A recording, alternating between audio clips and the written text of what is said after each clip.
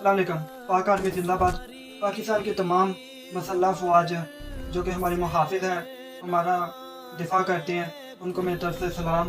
और मैं ऐसे लोगों को ये पैगाम देना चाहता हूँ कि जो कि पाकिस्तान की आर्मी के ख़िलाफ़ बोलते रहते हैं, चाहे वो मेरी पार्टी, क्योंकि मेरा ताल्लुक पीटीआई से है, पाकिस्तान तहरीक-ए-इंसाफ़, चाहे पीटीआई से, चाहे नून लीग से।